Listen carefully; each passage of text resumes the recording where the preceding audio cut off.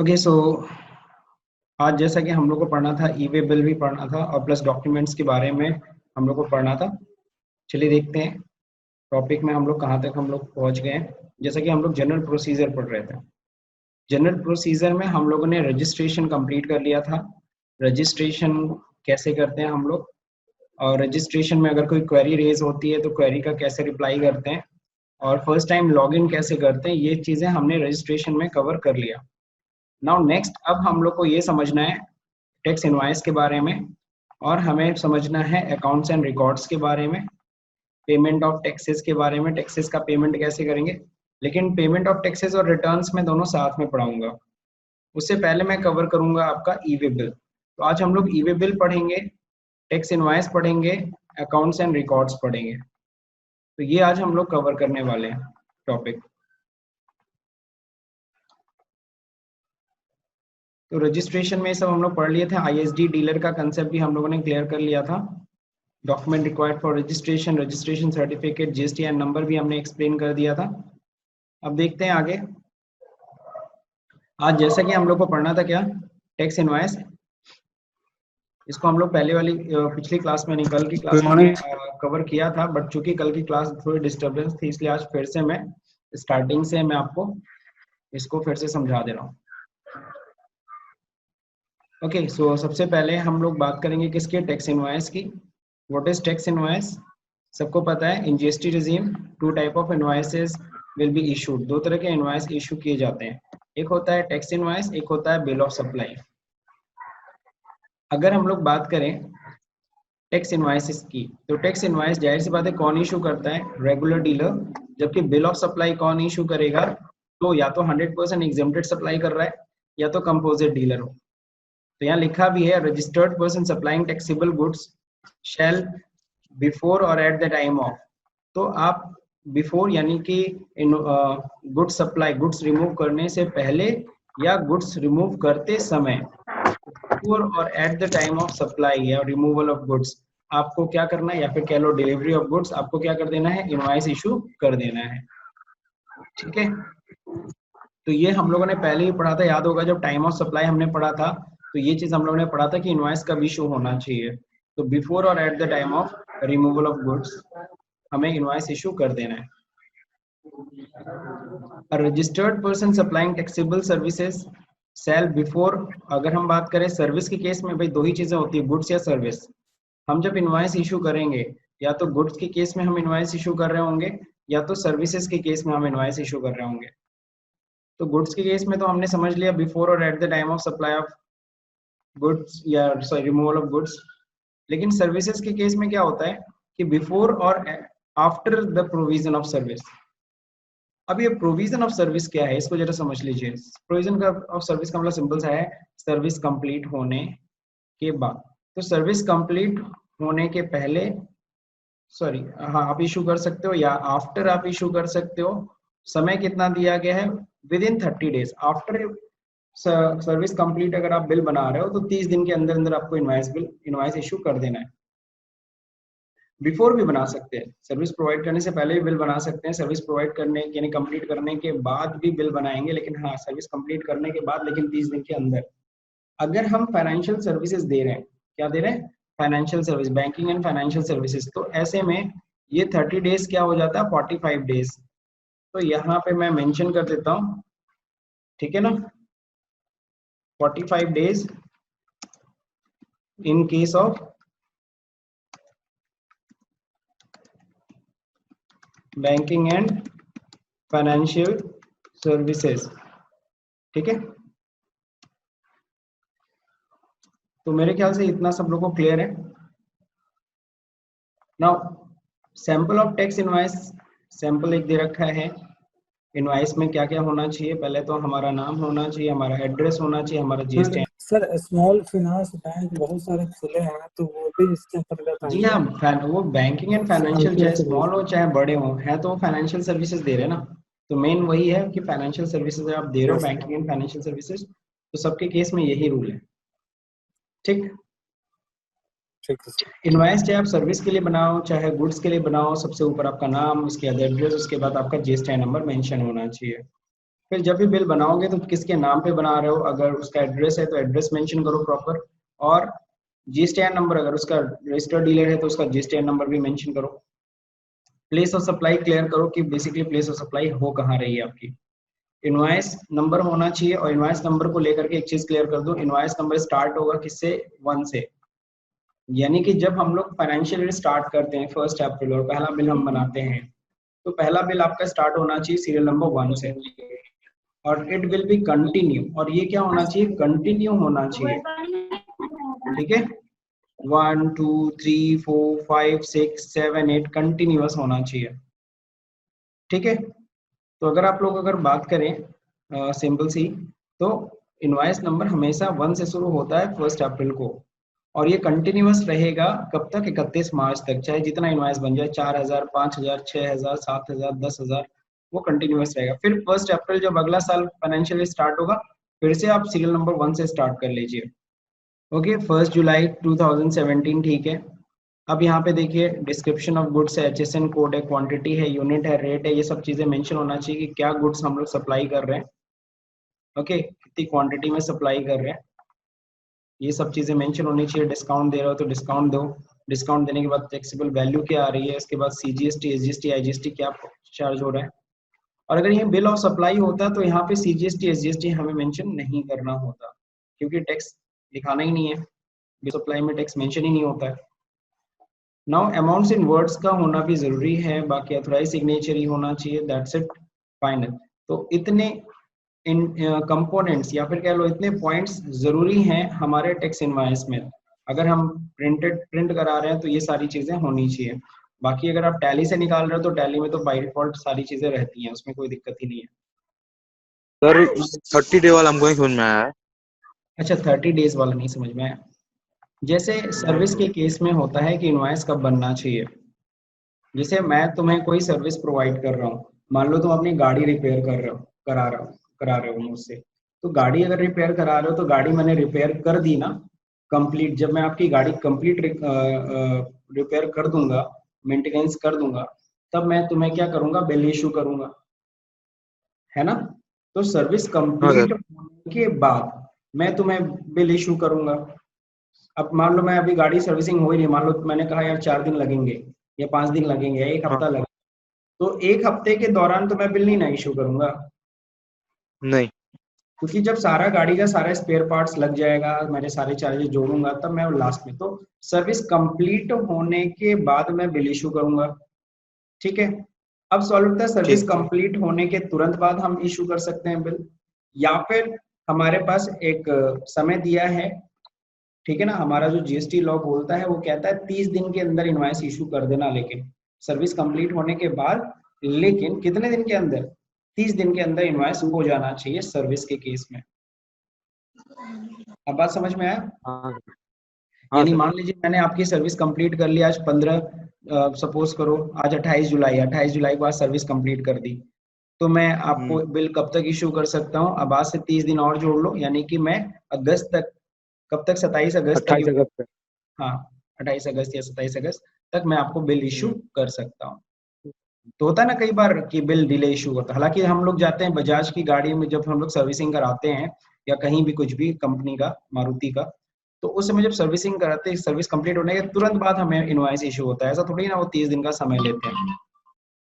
नहीं। अब मैं तुम्हें ऐसी कुछ सर्विसेज का एग्जांपल दूंगा जहां पे 30 दिन बाद या समय के बाद ही, एक समय के बाद ही आपको बिल इशू होता, तुरंत बिल इशू नहीं होता। जैसे आप एलआईसी करा लो अपना, एलआईसी भी तो हाँ सर। सर्विस ही है।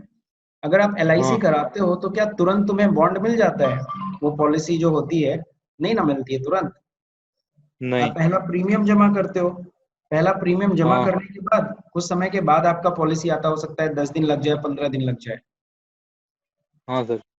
वही चीज है। और भी इस तरीके से, ओके, और भी इस तरह के कई केसेस हो सकते हैं। ठीक है, जहाँ पे बिल हाँ हम सर। लोग इशू, लेकिन हाँ कई बार ऐसा भी होता है, अब देखो सर्विस के केस में कई बार बिफोर भी, हम लोग सर्विस देने से पहले भी हम बिल इशू कर सकते हैं। ठीक है, तो कई ऐसी सर्विसेज होती हैं जिनको देने से पहले ही हम लोग क्या कर देते हैं, बिल इशू कर देते हैं। जस्ट तो लाइक जैसे। मैरिज हॉल हो गया, होटल बुकिंग हो गई, ठीक है ना, हाँ सर। वो लोग बिल प्रिपेयर कर हाँ देते हैं, कोई इशू नहीं है। ठीक है, और भी इस तरीके के कई सर्विसेज हैं जो तुम देख सकते हो। ठीक, या फिर कहीं तुम एडमिशन कराते हो, फीस जमा कर रहे हो या कोर्स कर रहे हो, तो उसमें पहले ही आपका बिल बन जाएगा, पहले ही आपको पेमेंट करना होगा, उसके बाद आप क्लासेस करिए, ऐसा होता है ना। क्लास करेंगे। हाँ ठीक, तो उस केस हाँ में ठीक सर।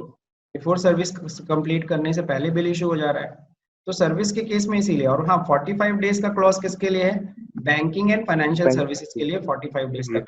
टाइम।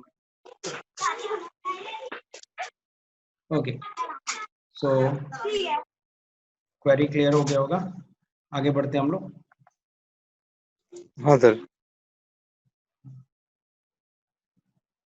नाउ अब हम लोग को जो डिस्कस करना था, जैसे यहाँ पे हम लोग डिस्कस कर रहे थे कि supplier is not allowed to charge tax. अगर मान लो सप्लायर टैक्स चार्ज नहीं करता या टैक्स इनवॉइस नहीं इशू कर सकता, भाई जब टैक्स ही नहीं चार्ज करेगा तो इनवॉइस टैक्स इनवॉइस कैसे इशू करेगा?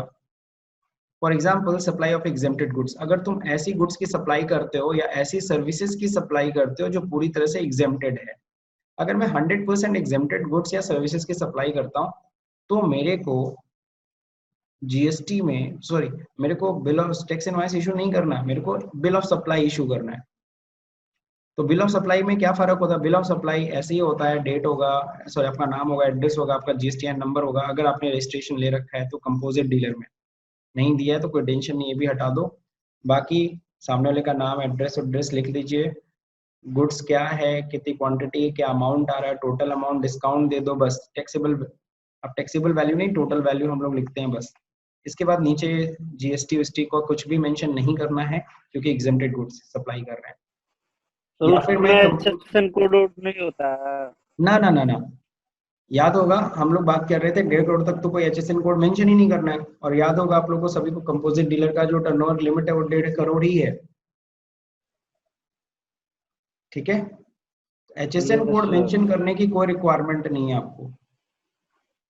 तो मैं दोनों में से कोई एक हो सकता है मैं एग्जेम्प्टेड गुड सप्लाई कर रहा हूँ, ठीक है, तो मैं बिल ऑफ सप्लाई इशू करूंगा। दूसरा नंबर, अगर मैं कंपोजिट डीलर हूँ तो कंपोजिशन स्कीम ले रखा हूँ, ठीक है, तो भी मैं बिल ऑफ सप्लाई इशू करूंगा। मेरे को ये एचएसएन कोड, मेरे को किस पे कितना रेट ऑफ जीएसटी लग रहा है, इससे कोई लेना देना नहीं है। चलिए अब हम लोग को बात करेंगे, the invoice shall be prepared in triplicate. Invoice की कितनी कॉपी होती है? 3 कॉपी होती है। In case of supply of goods in the following manner, जैसा कि original copy being marked original for recipient, duplicate for transporter, triplicate for supply. मेरे ख्याल से बहुत इजी पॉइंट है, सबको समझ में आ रहा होगा कि इनवॉइस की 3 कॉपीज बनेंगी टैक्स इनवॉइस की गुड्स के केस में। ओरिजिनल जो हम बायर को दे देंगे, डुप्लीकेट जो ट्रांसपोर्टर जो सामान मेरा ले जा रहा है, ट्रिप्लीकेट जो सप्लाई यानी मेरे पास रहेगी। अब हम सर्विसेज की बात करें, सर्विसेज के केस में 2 कॉपी बस बनती है, original for recipient and duplicate for supply. तो 2 कॉपी सिर्फ बनेगी, क्योंकि यहाँ पे कुछ ट्रांसपोर्ट तो होना नहीं है। और ये एक चीज मैं बता दे रहा हूँ, ये एग्जाम्स में आता भी है क्वेश्चन कि डुप्लीकेट में पूछ देगा, in the case of goods duplicate copy of invoice is issued to, option दे देगा रेसिपिएंट, ट्रांसपोर्टर, सप्लायर्स, है ना। एग्जाम की बात कर रहा हूँ आप लोग के। आगे देखते हैं। अरे भाई जैसे मान लीजिए मैं अब कोई गुड्स में सेंड कर रहा हूँ, किसको, मान लो लखनऊ में कोई डीलर है, उसको मैं भेज रहा हूँ, ठीक है, हम सप्लायर हैं, लखनऊ का डीलर मान लीजिए कौन है, सुशील जी है, सुशील जी हमसे खरीद रहे हैं, लखनऊ में रहते हैं। अब क्या होता है कि मैं, मेरे पास कोई गुड्स वो तो है नहीं, ट्रांसपोर्ट सिस्टम है नहीं मेरे पास, तो मैंने किसी ट्रांसपोर्ट नगर से मैंने किसी ट्रांसपोर्टर को हायर किया, मान लीजिए उसका नाम मान लीजिए अमित जी है, पीयूष अमित, हो। हाँ चलो पीयूष ट्रांसपोर्टर हैं, तो पीयूष जी भेज रहे हैं, पीयूष जी ले जा रहे हैं, उन्होंने बोला ठीक है आपका सामान हम पहुंचा देंगे, मैंने कहा ठीक है मेरा गुड्स पहुंचा दीजिए। अब क्या हुआ, मैं कॉपी बनाऊंगा, 3 कॉपी बनाऊंगा, ठीक है। अब ये ओरिजिनल और डुप्लीकेट जो 2 कॉपी होती है, मैं ओरिजिनल बनाऊंगा, उसके पीछे कार्बन रख दूंगा, और अगर टैली से निकाल रहा हूँ तो टैली से 3 प्रिंट निकालूंगा, एक पे ओरिजिनल प्रिंट रहेगा, दूसरे पे डुप्लीकेट लिखा रहेगा, तीसरे पे ट्रिप्लीकेट लिखा रहेगा, ठीक है। तो ये 3 कॉपी मैं प्रिंट करूंगा। अगर ये इंटरनेशनल है तो, क्या चीज? अगर इंटरनेशनल है तो अरे दादा पहले नेशनल तो सीख लो, फिर इंटरनेशनल बताऊंगा, ठीक है। अब इंटरनेशनल मतलब दूसरी कंट्री में, तब तो उसके लिए जाहिर सी बात है एक्सपोर्ट बिल बनते हैं, ठीक है ना। उसके लिए एक्सपोर्ट बिल हाँ सर। बनेगा, उसके लिए और भी 2-3 चीजें होती है, बिल ऑफ लेडिंग होती है, ये सब चीजें हम लोग को बनानी पड़ती है, ठीक। अब ओरिजिनल जाहिर सी बात है और डुप्लीकेट मैं उठा के किसको दे दूंगा, मैं पीयूष को पकड़ा दूंगा कि भाई ये देखो गुड्स मैं लोड करा दे रहा हूँ और ये ओरिजिनल और डुप्लीकेट कॉपी दोनों पीयूष तुम रखो, ठीक। अब पीयूष क्या करेगा, जब लखनऊ पहुंच जाएगा तो सुशील जी को ओरिजिनल कॉपी हैंड ओवर कर देगा और गुड्स भी उनको दे देगा, लेकिन डुप्लीकेट कॉपी पीयूष अपने पास रखा रहेगा। और पीयूष क्या करेगा, उस डुप्लीकेट कॉपी पे रिसीविंग करा लेगा। किसकी रिसीविंग? सुशील जी की, कि आपको सारा गुड्स सही से मिल गया है, ठीक। देन वो रिसीविंग मुझे लाके फिर दिखा दे देगा डुप्लीकेट कॉपी की, सर जितना आपका सामान यहाँ से मैंने लोड किया था उतना एग्जैक्ट सामान मैंने वहां उतार दिया, एक पीस भी ऊपर नीचे नहीं है। और अगर एक पीस भी ऊपर नीचे होता है तो वो सुशील जी मेंशन कर देते कि 1 पीस इज लेस या 1 पीस इज मिसिंग, तो फिर मैं इनसे समझता ट्रांसपोर्टर जी से। क्लियर हो गया अब? हाँ सर। सर्विसेज के केस में सिर्फ 2 ही कॉपी होती है, ओरिजिनल और डुप्लीकेट। बाकी सबको पता है सीरियल नंबर, मैंने पहले बता दिया कि सीरियल नंबर क्या होना चाहिए, हमेशा 1 से स्टार्ट होना चाहिए from the new financial year. जब भी नया फाइनेंशियल स्टार्ट होगा आप हमेशा अपना इनवॉइस का सीरियल नंबर 1 से प्रिंट करेंगे और इट विल बी क्लियर देंगे। कंटिन्यू। ये कंटिन्यू रहेगा कब तक? 31 मार्च तक। फिर 1 अप्रैल से 1 कर लीजिए। तो हाँ बोलिए पीयूष। सर सीरियल नंबर हर साल बदल जाता होगा फिर? हाँ हर साल स्टार्टिंग से, मतलब हर साल 1 अप्रैल को 1 नंबर से स्टार्ट किया कीजिए, ठीक है। जी सर। अब क्या होता है, कई बार इसीलिए यस सर। बिजनेसमैन खुद ही नहीं समझ, कभी कभी मान लो कोई बिल लेके आया कि सर ये मेरा गुड्स मेरा वापस करिए वो, तो कई बार बिल नंबर से पहचान नहीं आता। आपको पता है वारंटी गारंटी भी होता है, तो 1 साल की वारंटी तो 2 साल की वारंटी 5 साल, तो पता भी नहीं चलता बिल नंबर। तो इसीलिए बिलिंग करने का एक सिस्टम बनाया गया कि जैसे मान लीजिए मेरी कंपनी का नाम है अमित ट्रेडर, तो मैं 80 लिखता हूँ शुरू में, ठीक है। और इसके बाद फिर मैं जितने मेरे को लगता है मेरे यहाँ मेरे को 10,000 बिल बनेंगे, तो मैं उतने डिजिट लेके चलूंगा, 10,000 तक देखो चल जाएगा। ओके 1 से स्टार्ट करता हूँ, फिर इसके बाद मैं ईयर मेंशन करता हूँ कि कब का बिल है। तो हर साल ये बीच वाला चेंज होता रहेगा और इसको हम लोग कहते हैं प्रीफिक्स और इसको कहते हैं सफिक्स। टैली में आपने पढ़ा भी होगा, जो आगे की चीज जो फिक्स है उसको प्रीफिक्स कहेंगे और जो लास्ट में जो चीज फिक्स रहेगी इसको प्रीफिक्स सॉरी सफिक्स कहते हैं। अब हर साल सर इंग्लिश में भी तो सेम रहता है सर, मतलब इंग्लिश वर्ड में भी सेम रहता है, प्रीफिक्स सफिक्स। अच्छा ठीक ठीक, हम इंग्लिश ही बता रहे थे, हिंदी नहीं बता रहे, ठीक है। प्री मतलब पहले, फिक्स मतलब फिक्स, सफिक्स मतलब लास्ट में जो फिक्स हो, ठीक। चलिए अब आगे बढ़ते हैं हम लोग credit note and debit note की तरफ। तो क्रेडिट नोट डेबिट नोट हम लोग ने ऑलरेडी कल डिस्कस किया था, तो मैं सीधे उस एक्सेल की फाइल को की हेल्प से आपको क्रेडिट नोट डेबिट नोट समझा देता हूँ। तो हम लोग बात कर रहे हैं, अगर हम सप्लायर के पॉइंट ऑफ व्यू से बात करें, हम लोग इनवॉइस जब इशू करते हैं तो सप्लायर के पॉइंट ऑफ व्यू से डिस्कस करो कि हम इनवॉइस किसको इशू कर रहे हैं, कस्टमर को। कस्टमर मतलब जिसको हम लोग क्या बोलते हैं, डेटर कहते हैं, ठीक है। कई लोग कस्टमर बोलते हैं, कई लोग कंज्यूमर बोलते हैं, ठीक है। तो कंज्यूमर भी हो सकता है, कस्टमर हो सकता है, ठीक है, या डेटर हो सकता है। भाई कस्टमर को हम लोग क्या बोलते हैं, डेटर, वो हमारा डेटर है, देनदार हिंदी में।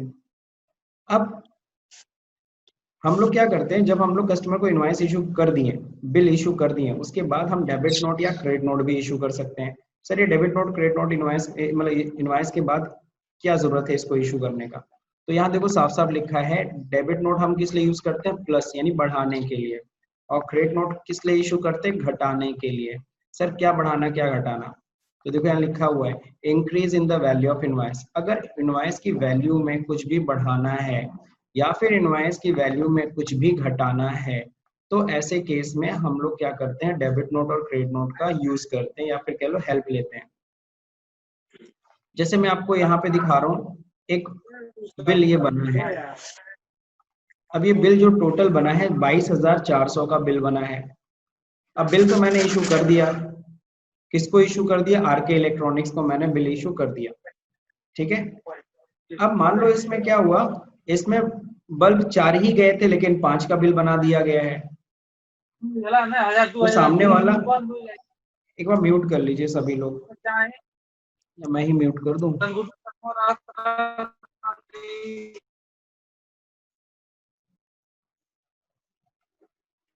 ठीक है, कोई नहीं, मैं टॉपिक कंप्लीट कर दूं तब आप लोग क्वेरी करिएगा। अभी क्या बात कर रहे थे हम लोग? हाँ, तो देखिए हम लोगों ने क्या कर दिया, मान लीजिए हमारी कंपनी है डीडी एंटरप्राइजेस, हमने आरके इलेक्ट्रॉनिक्स को क्या किया, बिल इशू किया। बिल आप देख रहे हो 22,400 का है। इसमें हम लोगों ने क्या किया, बल्ब हम लोगों ने 5 दिखा रखा है, 5 दर्जन, जबकि सपोज करो 4 ही दर्जन गए हैं। तो सामने वाला तो ऑब्जेक्शन करेगा ना, यार 4 ही दर्जन भेजे और 5 का बिल बना दियो, ये कौन सी बात होती है? तो इनवॉइस की वैल्यू आप ज्यादा चार्ज करो, इनवॉइस की वैल्यू को कम करो। अब हम इनवॉइस नहीं ना मंगा के उसमें कटिंग कुट्टा करेंगे, दैट मीन्स उसमें हम रेक्टिफिकेशन नहीं कर सकते, अल्टरेशन नहीं पॉसिबल है इनवॉइस पे। तो अब इनवॉइस की वैल्यू कम करनी है, 3,000 रुपए इसमें कम करना है। बिल होना चाहिए था 22,000 का, और इसमें फिर जीएसटी सब मेंशन होना चाहिए था, तो ये गड़बड़ हो गया बिल। तो हम बिल को कैंसिल करें, एक तो ऑप्शन ये होता है। तो कैंसिल करना कोई सही तरीका नहीं है, सिंपल सा एक पीस का बस मामला है। तो हमें अवेलेबल है डेबिट नोट और क्रेडिट नोट। तो with the help of debit note and credit note we can increase the value of invoice. हम इंक्रीज कर सकते हैं, इवन डिक्रीज कर सकते हैं। फिलहाल जो केस है उसमें डिक्रीज करना है। तो देखो डेटर को कैसे, डेटर है, डेटर का बैलेंस डेबिट होता है। तो अगर डेटर को डेबिट करोगे तो बढ़ेगा, क्रेडिट करोगे उल्टा तो घटेगा। तो डेटर को हम क्रेडिट करेंगे क्योंकि हमें उसे डिक्रीज करना है, ठीक है। यानी कि क्या हो रहा है, वहां पे हमने सेल्स ज्यादा दिखा दिया है। और अगर यहीं पे होता कि उन्हें हमने क्या किया था, हम लोगों ने उन्हें 6 दर्जन हमने भेजा था और 5 का बिल बनाया है, या फिर 6% 12% जीएसटी मैंने चार्ज कर दी जबकि 18% जीएसटी चार्ज होना था, ऐसा कुछ गलती हो गई है, तो कोई टेंशन नहीं है, ठीक है। हम लोग क्या करेंगे, बिल बढ़ा देंगे। और बिल बढ़ाने के लिए क्या करना है, हमें पता है, डेबिट नोट इशू कर देना है कस्टमर के नाम पे। तो वही देखो साफ साफ लेगा। बिल हम कब बढ़ाते हैं, if the taxable value is under charge. अगर टैक्सेबल वैल्यू अगर हमने बिल में कम दिखाया है, या फिर लोअर टैक्स रेट चार्ज, या फिर हमने जो टैक्स चार्ज करना था 18% बट हमने 12% चार्ज कर दिया है। इंटरेस्ट और लेट फीस चार्ज, कल को मान लो पार्टी डिले करती है पेमेंट करने में, हमने उनको साफ साफ वार्निंग दिया था कि अगर आप डिले करोगे तो यू हैव टू पे इंटरेस्ट 2% पर मंथ या समथिंग। तो अब मैं चार्ज कर रहा हूँ क्योंकि वो डिले कर रहा है, तो अब उसकी इनवॉइस की वैल्यू को मुझे बढ़ाना है, तो बिल्कुल मैं डेबिट नोट इशू करूंगा। सर क्रेडिट फर्स्ट वाला पॉइंट, हेलो हाँ बोलो। सर, फर्स्ट वाला पॉइंट एक बार और समझाइएगा सर। फर्स्ट वाला पॉइंट है taxable value is under charge. अगर हमने कम दिखाया टैक्सेबल वैल्यू, टैक्सेबल वैल्यू मतलब प्राइस है भाई। टैक्सेबल वैल्यू कैसे निकलती है, ऐसे ना निकलती है। देखो टैक्सेबल वैल्यू, टैक्सेबल वैल्यू कैसे निकलेगा, जो गुड्स की प्राइस है वो सब जोड़ो और अगर डिस्काउंट देना वो दे दो। तो मान लीजिए हमने गुड्स की प्राइस कम दिखाया, ठीक है। मान लीजिए हमने एलईडी हमने 6 दर्जन दिया बट हमने 5 दर्जन का बिल बना दिया, या फिर हमने एलईडी दिया है 4,000 दर्जन वाला और बिल बना दिया है 3,000 दर्जन वाला। मान लीजिए 20 वाट का भेजा है और जबकि लगा दिया 15 वाट का बिल, मतलब प्राइस लगा दिया है, तो गड़बड़ हो गई है ना।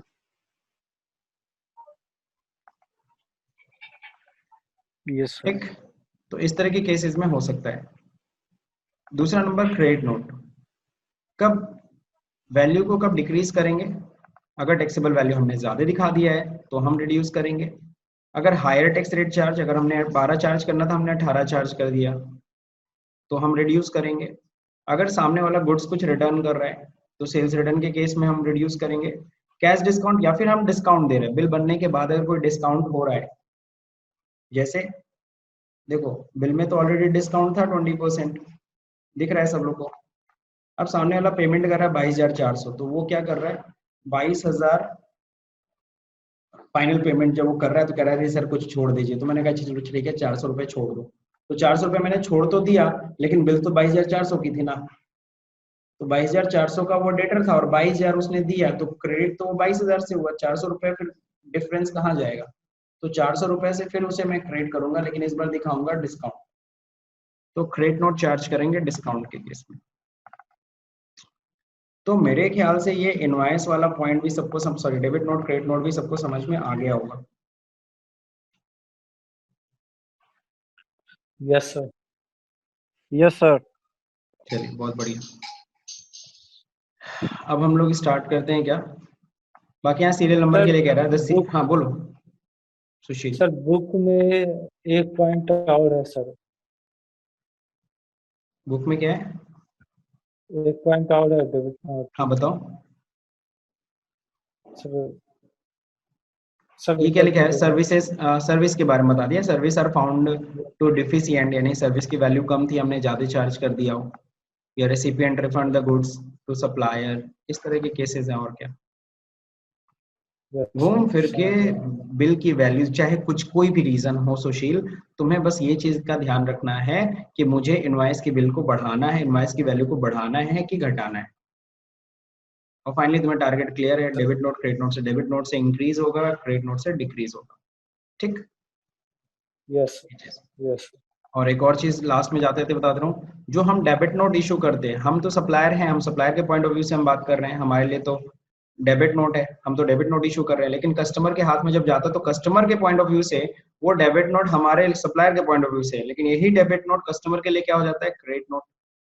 और हम जो क्रेडिट नोट इशू करेंगे कस्टमर के लिए क्या हो जाएगा? Debit note. तो ये भी आपको समझ में आना चाहिए। अब अकाउंट्स एंड रिकॉर्ड्स की बात करेंगे। Every registered person shall keep maintain at his principal place of business, as mentioned in the certificate of registration, a true and correct account of।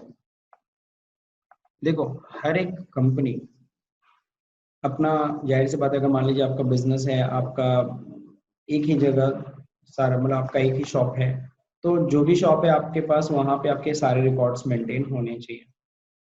मान लीजिए आपकी एक फैक्ट्री है, मैन्युफैक्चरिंग का काम करते हैं, तो आपका मैन्युफैक्चरिंग का जो रजिस्टर है वहाँ पे होना चाहिए।